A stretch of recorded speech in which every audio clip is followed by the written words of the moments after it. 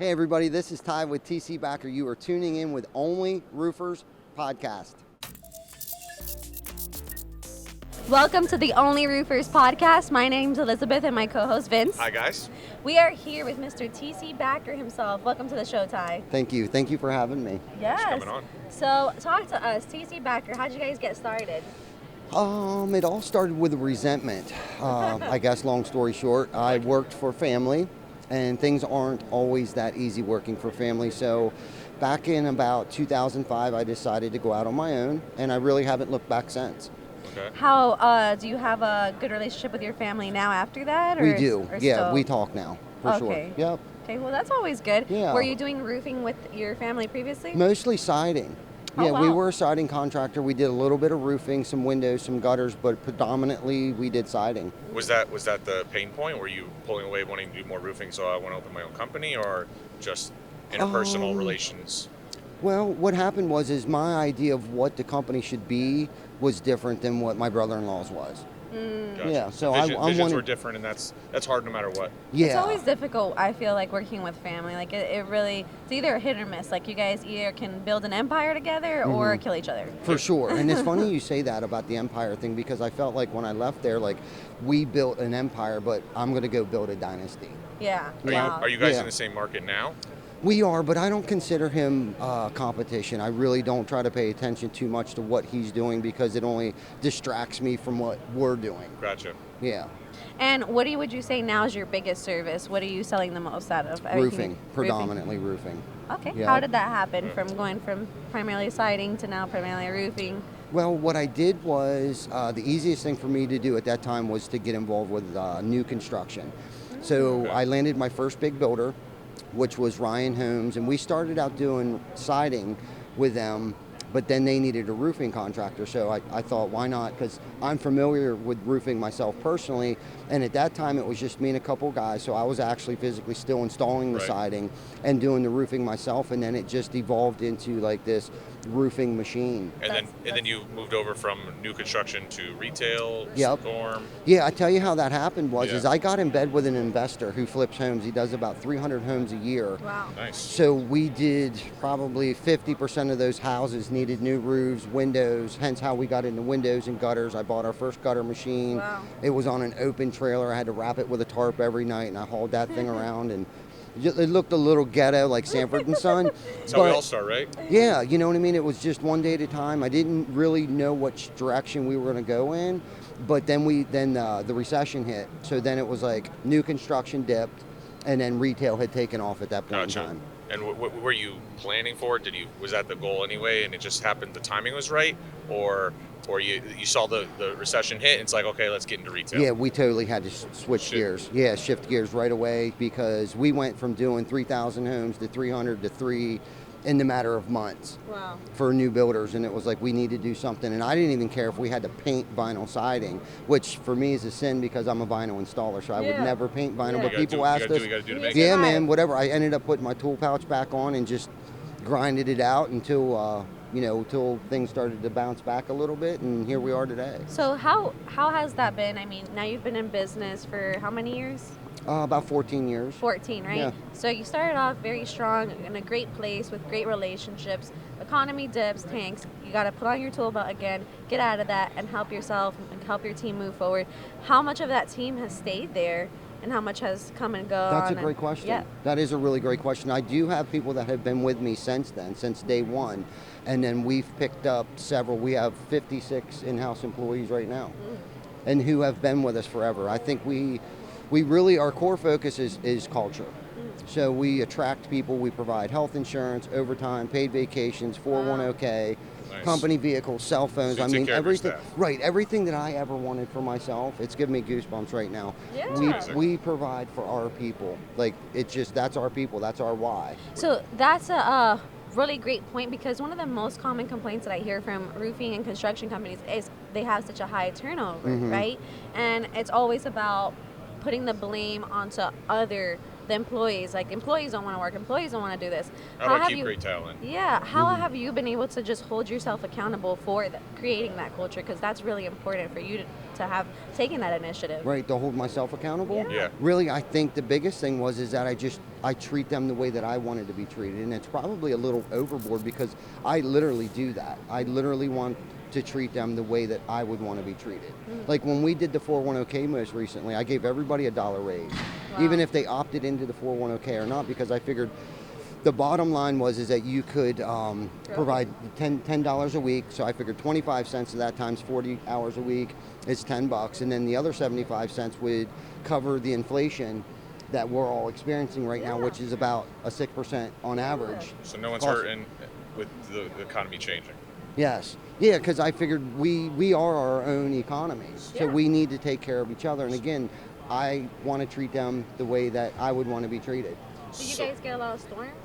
We do in our other location. We have a location down in what's called the Delmarva, the Delaware, Maryland, Virginia area. Right. So they usually get 2 good storms a year that we can work throughout the entire season. With the economic forecast and changes, things like that, someone who went through the recession, pivoted and changed without getting political too far down the road. No, I with understand. the changing economy, inflation, everything like that, how do you see and how you can help people on the other side of that camera?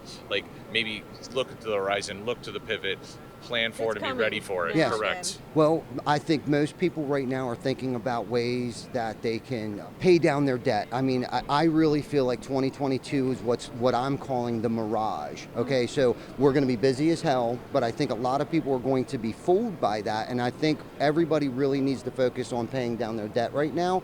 But if they're going to spend money, spend it on branding and marketing, because I feel like a lot of people are probably backing that off right now and don't see it as essential as it should be. You know what I mean? Because we've really doubled down on our marketing efforts, especially over the winter months. And you're becoming a household name in your area. Absolutely. Between billboards, yard signs, Facebook ads, geo-fencing, Liz jingles. was singing to us a little bit earlier. TC Backer. There TC we go. Backer, I knew I'd get it out of her. Backer. Yes. Roofing, siding, windows, gutter, solar. Love it. I freaking love it. I love you guys so much. That was what I was working on this whole time, trying to get to that point right there. There you go. I'm glad you were practicing that. That means I'm renting headspace. He is, and that's the great part about it, is that people don't realize it's all about the details, right? It's all about like something that small. I'm not even in your local market, but here I am in Miami singing your jingle like non-stop. Love it. I love non-stop. And my husband's singing it non-stop, and I'm pretty sure pretty soon I'm gonna send you a video of all 3 of us just so you guys can use it. I love it. I love that, man. Thank you so much. Yeah, of course. So you have a marketing person working for you right now. How did you create that in-house position? How did we create it? Okay, so I hired a guy to create a website for us several years ago. Well, he ended up doing mostly our work, so we both agreed that it would be ideal for him to just come work for us full time. So it was a slow progression. It was a slow progression. Gosh, it wasn't like I want an in-house person handle first thing, foundation, website, so on. Right, and what was cool about that is that he didn't mind handing over the reins to somebody else to like update our website and stuff like that. He really wanted to just kind of babysit what everybody else was doing. If that makes sense. Yeah, that's much better. And in my opinion, if you are going to have someone in-house, right, that person should be coordinating everything and really reporting to you. Yes, and that's exactly what he does. So he's our director of marketing and sales. Gotcha. Oh, wow. Yeah, that's the job we created for him. That's amazing. Yeah, and he loves it, and he loved our culture. He got to know who I am, like personally know who I am. And, Is he the one that did the podcast with us? No, John wasn't with us, but he's the one that created that jingle, so you can thank him. Okay. That's him actually singing. So big shout out to John Stauffer. He's actually singing that. That's him playing the music and singing that. Wow. Yeah. So how do you find such good talent, right? Because now you're keeping them, but how do you find them in the first place? You were able to grow such a big team. You know what's crazy about this is, and I don't even know at what point in time this started to happen, what we just attract people. Like people want to be a part of like what we're doing for the community. We do food drives. We do what's called the 21 Turkey Salute the day before Thanksgiving. We served over 700 plates this year. So people see that. We hand out hoodies, we hand out face masks, we hand out so everybody in New York City is wearing a TC Backer Construction hoodie right now. Wow. Yeah. So you built a culture, but not only just a company culture. It sounds like you built a community culture. Community. Yes, Yeah. for sure. Because that's what I really want to do. I want to have an impact on our community. Like Where does that's- that come from? Like, Yeah. tell us a little bit about your personal story. That's my mom. That comes from my mom. My mom was huge in the community. Her passing anniversary is coming up on the 11th. She rests in So peace. February is always kind of I don't want to say it's a rough patch for me, but it always reminds me of the legacy that she left behind, and that I hope that I can be half the person that she was and try to fill those footprints. Well, it sounds like you're doing a great job at that. Yeah. Thank you so much, because Yes. that's where I really get it. I mean, she was in Exchange Club, Rotary, Neighborhood Watch Party, into the DARE program. I mean, she did so much for our community. I don't know how she did her full-time job, because she made that her full-time job of giving. Wow. What's something you can tell somebody on the other side of the camera on building that culture and steps they could take to get that culture? Yeah, how Not do just you as a get company started? culture, because we hear all the time, how do I keep great people? How do I build a culture? So on and so forth. It sounds like you have a great culture, not only, again, like in your company, but in your community. What are those steps you took to get there? It's not easy. It's almost like exercising. Okay, it's like a muscle. I'm out. You have to exercise that muscle, and really it goes back to what I keep saying, like treat people the way that you would want to be treated. Right. I mean, and really that's what it is at the end of the day. And don't be greedy, don't be selfish, self-centered. Identify your character defects. Okay, so one of my biggest character defects is procrastination. Okay, I know that. Identifying that is like 50% of the battle. Like, I'm lazy, I don't like Well, to you work. know, I definitely am extremely appalled that is one of your weak points. Yeah. So how do you handle procrastination? Yeah, 'cause How do I handle it? Being such How an do you build a action business taker. with procrastination? I'm my own worst critic. Yeah. Okay, so that's also a character defect, but it's also, and I'm a neurotic mess. Okay, so and suffer from ADHD. So I use that to my advantage. Really, it motivates me. I try to channel that negative energy into positive energy, and just keep moving forward. And sometimes I don't even know what the hell I'm doing, but we just do it and figure it out. You know, and that's Who's not your, like, having right that fear. hand? What's that? Who's like your right hand person? I have a couple right-hand men. I got Glenn and Chris Baker that is on the podcast with us every Wednesday night behind the tool belt. I got Vic, who's my best friend, who is actually behind the camera on the Behind the Tool Belt. Brandon Severance. I've been able to surround myself around such great people who are smarter than me in certain areas that I can't excel in. So that was probably the biggest your challenge. deficiencies and found people to solve them. Yes, finally when I could take those 15 hats off and delegate it to other people and good people. And that was probably the hardest transition in my career.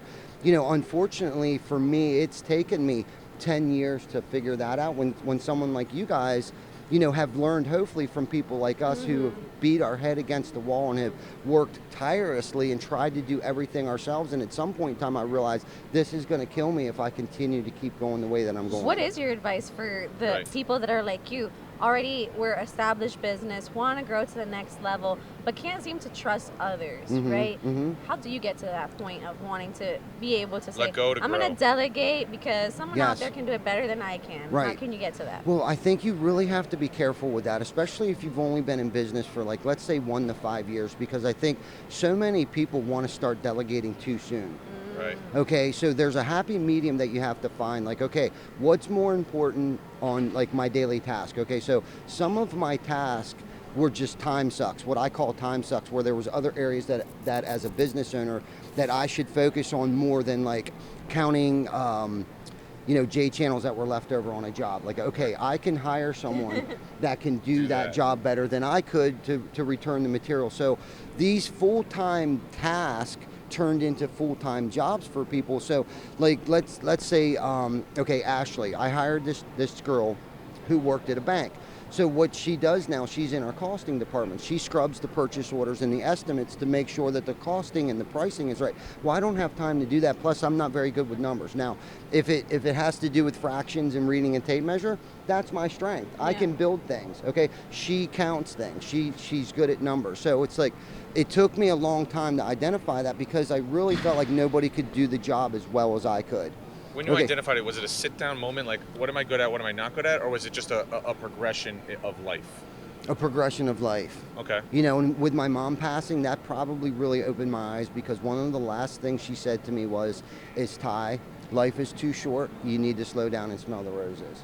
So I think that was like a really big aha moment for me about 7 years ago. It's amazing. Has it ever been now for you? Like, do you believe that there might be a situation where you should not hire too fast? Like, not just delegating your weaknesses, but just sometimes that's going to increase your overhead. Has that ever happened to you? You've increased your overhead significantly. Like, whoa, actually, what do I need here? That's a great question. Okay, so that's crazy because sometimes you got to spend money to make money, right? Yeah, it's like the craziest cycle ever. Right. It's the oldest rule of thumb. Sometimes you got to spend money to make money, but there's also a happy medium there. So with Ashley counting the J channels and stuff, yes, that added another cost. Okay, another salary. But with the money that she saves us with materials that are left over and not being returned back to the supply house, it has paid for itself 10 But also times the time over. that you saved you, that makes let you do what you're really great at. Right. Right. Build your business, grow your business.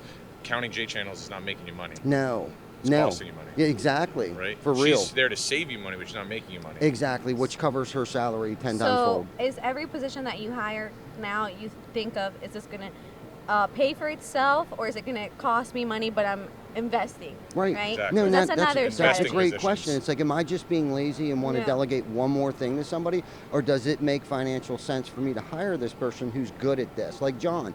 I used to think that I was a pretty good marketer until I met John. Okay. Well, John has taken us to a whole nother level of marketing, whether it be with a jingle, whether it be with our new logo design, who has helped us come up with a new design for our logo. Now that was scary, but I really felt like we needed something more updated and more to date than our dated logo. So How much more time are you able to enjoy with your family? a lot more. Actually, I'm able to do things like this. Many years ago, I would never leave.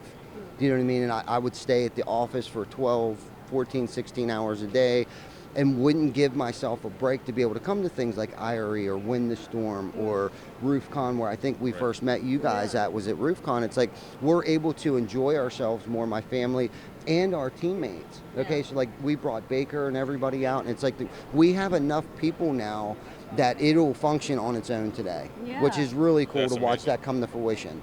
Well, what is your kind of like last piece of advice to someone else who you may be able to hopefully impact with your video, with your interview? I think there's so many great guys just like you who are hard workers, want to build a culture, but sometimes just don't know where to start. Right. Yeah. What would be your suggestion to that guy? My suggestion, if you want to Or build lady.